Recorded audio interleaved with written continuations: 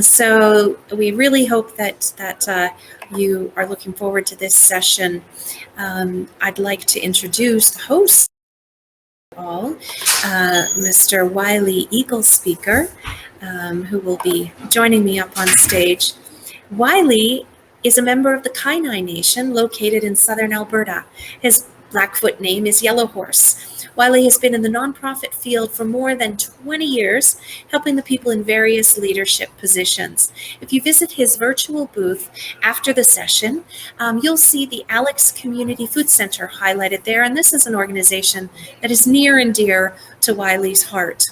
Whiley's mother is a residential school survivor, and Whiley has been fighting intergenerational trauma and the generational effects of residential school throughout his personal and professional life. Whiley offers a unique worldview on this issue that strives to bridge the gap between non-Native understanding and answers to the questions of how can non-Natives help, and most importantly to all of us, I think, what's next. So without further ado, I would like to turn things over. There he is, Whiley Eaglespeaker. Thank you so much for being here with us today, Whiley. Okinik sukwa, nidanaku uhtagapi. Like Dana said, my name is Whiley Eaglespeaker. My Blackfoot name is Yellowhorse, and I am the. My parents were both residential school survivors. My mother and my late father. Today, we are going to be talking about a very difficult subject. I'm very excited to be here with you. I'm very excited to be invited to speak at this amazing event. I was thinking about the best way to talk about this subject. And I thought, to be honest with you, it would be best if I told you my life story. I woke up this morning and I was very excited, full of responsibility. See, today, the buffalo are finally going to go over the jump. We've been pushing them for days. And my job is really important. We set structures up about a couple kilometers from the jump to herd the buffalo towards the jump. And I have to stand behind one of the structures to make sure that no buffalo get through. This takes only the bravest of people. I'm very honored to have been selected. The day goes by, and we take many, many, many buffalo. And I did my job, the job I'd been trained for by my ancestors, the job that I'm built for. As I lay my head down to sleep, I can rest knowing that I'm part of a line of warriors, of Nitsintapi, that I'm part of this ability to feed my family in a harsh environment, and I feel good about myself. I woke up this morning feeling angry, feeling confused. See, today is the day that they want me to sign their treaty. We've all been here, all of the bands, from what's going to make up Treaty 7.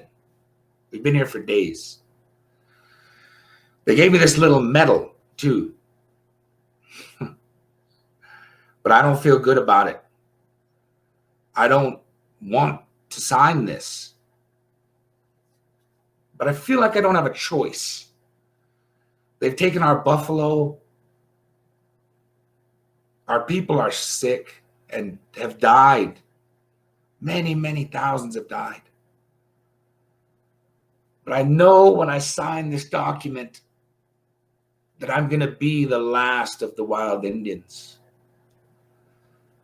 I feel like they tricked me, but I should do like the other chiefs, and I should take my clan and ride off into the prairie. But I have to think about my grandson's grandson who's coming.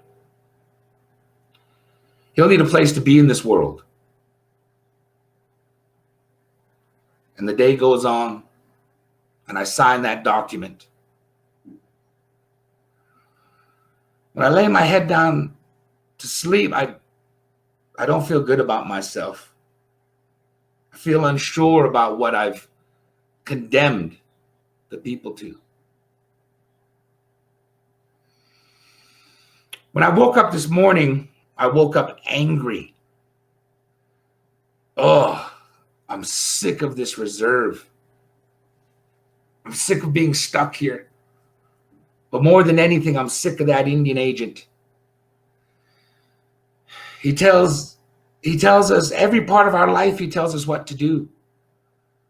And I know today he wants to talk to me, and I know he's going to put me back in jail. As I left the reserve again without a pass. But I'm sick of the rations here. I had to go hunting. What I'm really worried about is he wants to send my kids to a school, and he won't tell me where it is or when I'll see them. He won't tell me anything, just that I have to. That if I don't, they'll take away my rations. They'll put me and my wife in jail if I don't send my kids. But I don't want to send them. Ugh. I'm sick of this place. I'm sick of this Indian agent. I'm sick of all of this. I don't feel like a man. I feel ashamed. I'm not what the stories that the old people tell me that I'm supposed to be.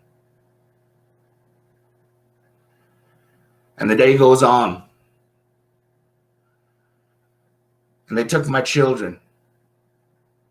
And I'm in jail again. When I lay my head down tonight, it's with a lot of worry. I don't know where my kids are. There's no one I can talk to about it. They're just gone. Maybe I'll break out again and try to go find them.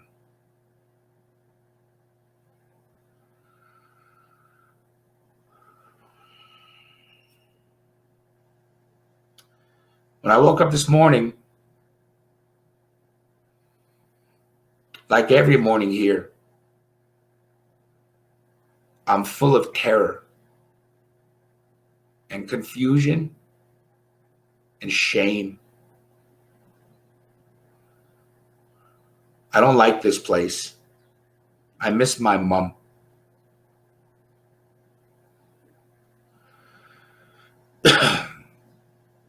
I don't know how this place works. They tell me I have to speak English here, that I can't speak my language. But I don't know how to speak English well yet, and they hit me whenever I speak my language or when I mess up theirs. It's not fair. They took my hair from me. Why do they want my hair? Oh, I don't like this place. And they call it a school, but they're not teaching me anything. All we do is go to pray. All we do is go to church. And then we do chores. We pick up rocks from farmers' fields. We clean the stairways here. All we do is work, work, work. But that's not the worst part. That's not why I'm afraid. I'm afraid because I know I'm going to hell.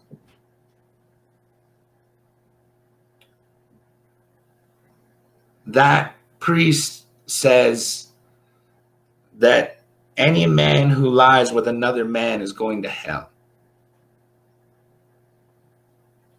I wonder if All the other priests know that. Because some of them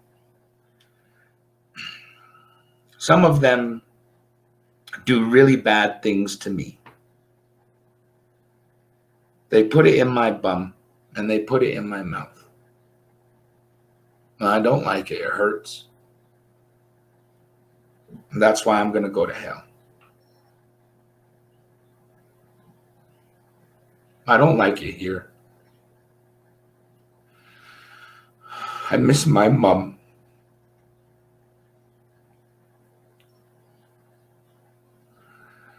Kids go missing here. I heard about a big hole that they put some of the kids in. Yesterday, they took us for a walk to the graveyard. And they told us that this is where the bad kids end up. I don't want to end up there. I want to go home. I miss my mom.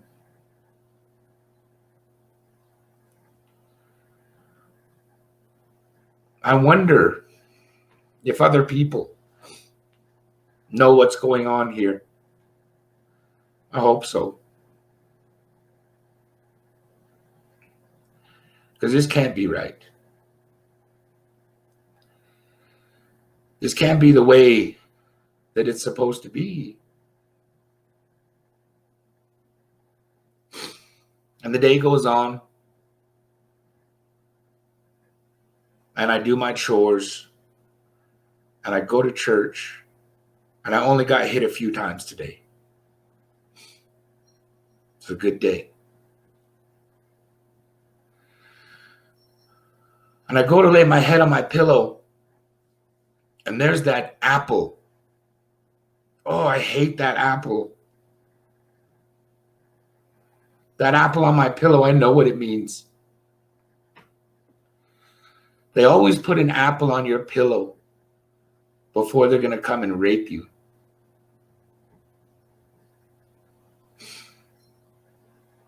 I hope they just do it tonight. Because I can't wait all day tomorrow. It's so scary when I have to wait all day tomorrow not knowing who's coming. God, I hope they just do it tonight.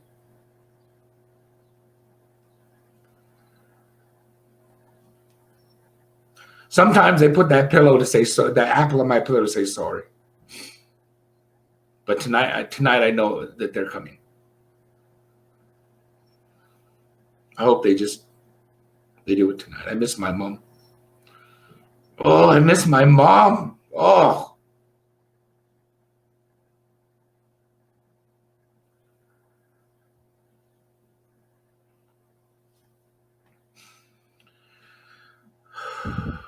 I woke up this morning and I heard about the 751 that they found at the Cowes residential school. And I just started shaking. For a long time, I couldn't stop shaking.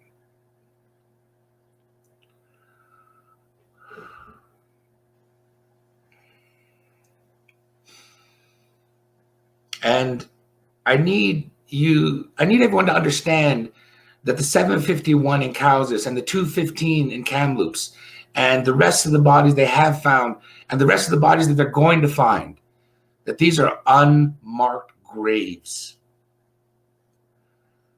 It doesn't matter how these children died, whether they died from tuberculosis or Spanish flu or they were murdered. It doesn't matter.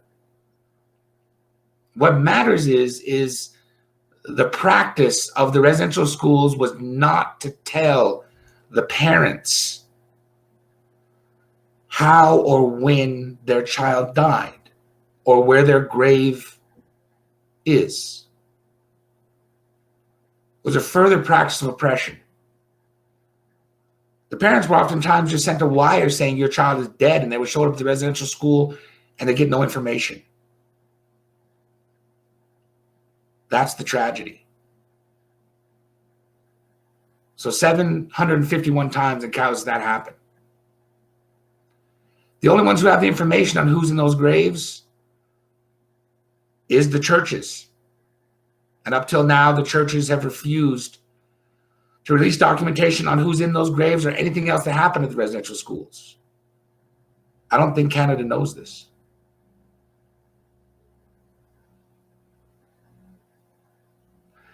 I wanted to share with you my life story because this is my life story. It's the life story of every Indigenous person in Canada. Whether you're connected to culture or not, whether you come from a reserve or not, whether you're on reserve or urban, we all share in the traumas of residential schools, of the Indian Act, of 60s scoop. It's in our DNA, this trauma. So when we find more bodies, and we will find more graves, it rattles us to our bones. And it hurts a lot. So, what do we do now? Up to this point, the narrative has been that Indigenous people must heal. I've heard that my whole life. We have to heal. You have to get educated. You have to move on. You have to help others. You have to help the people. You have to help the community. And we've gotten good at that.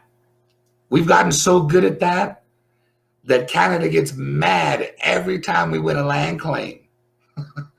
Every time that we clog up a railway or a street corner with a protest. Canada gets mad every time the Indians get more money. Well, this is all a result of our healing, of us doing our work, of us hearing what happened to us and saying that's not enough and doing something about it. But that's not enough, because only our side in this story of Canada's oppression and genocide is being told. The other side needs to be told now. That's how we move on. That's how we bridge the gap. It's time for Canadians to stand up. It's time for Canadians to have a look at themselves. Now, I know that's a vague statement, but here's some advice. There's internal and there's external. Internally, have a look at your colonial roots. Have a look at the things that were passed down to you from your people, the way that trauma was passed down through my people. Investigate those parts of you that are hard for you to look at. Investigate those parts of you that create bias. You do that, and racism gets smaller. Externally, we need you to stand up and fight now. We need these 751 babies to enrage you the way that it does us. To see them not as Aboriginal children, but as Canadian children. To use the privilege that you've been afforded to make change in Canada, in your own little worlds. Do you own a company? Are you a CEO? Are you the janitor? Use whatever influence you have to begin to have these discussions, to begin to make real changes. Do you see a protest? Go and join it. But use the avenues that you have that we don't have. Go and talk to your MLAs. Write letters. Force the government. And lastly, the biggest thing you can do externally is talk to your church leaders. We need transparency. The biggest thing hindering reconnecting those bodies with those families is the information that church has, the churches that you attend. Use what you have. Until we do this together, we can't do this right. Until we acknowledge our shared past, we can't move on. And it takes both of us and all of us to be able to join this journey together, because you know what? We want you on this side. We want you to be allies. We want you to be here to help us. So that when I lay my head down tonight, I can lay my head down knowing that I'm safe and my children are safe in a country where up to now that hasn't been true. And I pray that these 751, these babies' final sleep wakes up this country. Thank you so much for allowing me to speak. And I hope you heard my words with love as they were said that way. And if there are any questions, would love to answer them.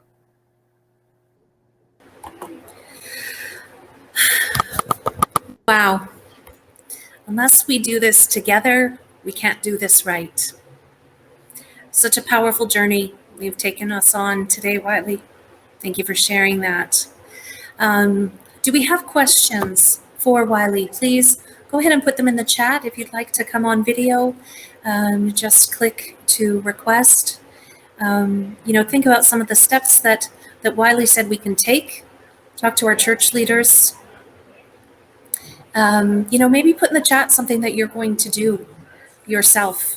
I know that I will be speaking up more and have enjoyed the sharing that Whiley is able to do in such a raw way. Any other questions for us here? And it's perfectly fine if you guys don't have any questions. It's a hard subject.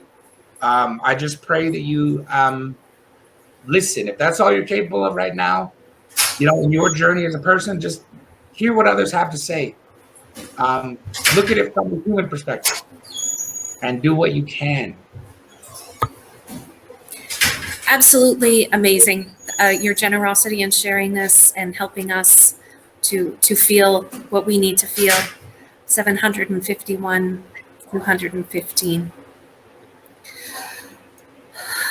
Okay, ladies and gentlemen, at this point, we have a question. There we go. Sherry, just one moment. We have a question here. It says, you read those? Do you know of any progress being made to uncover this information from the churches at this point? Well, as far as I know, at every level, that knowledge has been denied. It will take huge efforts internally, which is why I reached out to Canadians with this, for those churches to turn over those documentation that they have, right up to the Vatican, to your local church, to the church who ran the school.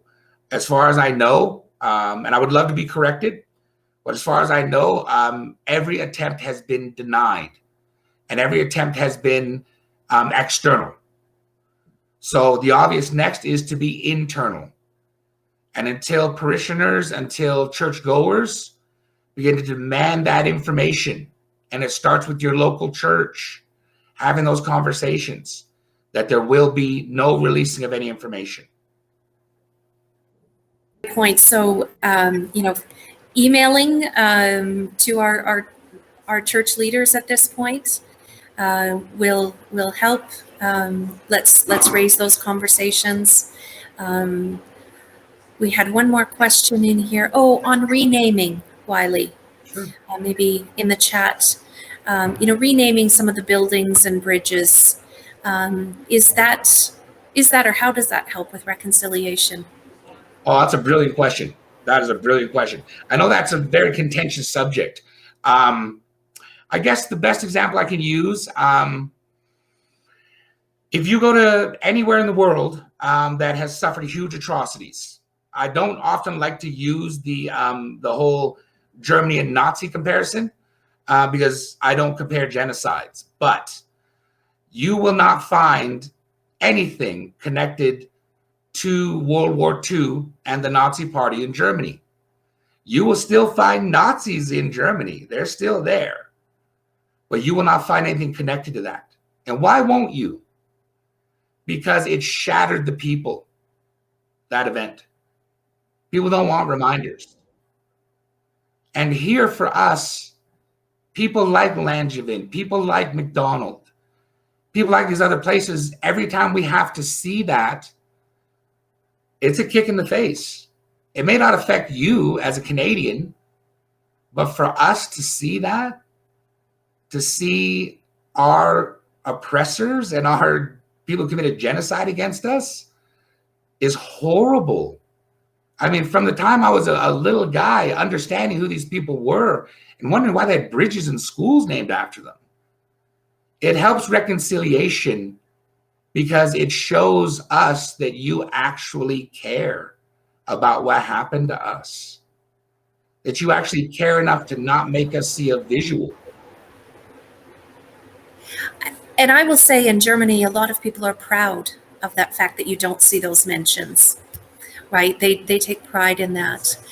Jonathan has asked, I think this is a great question.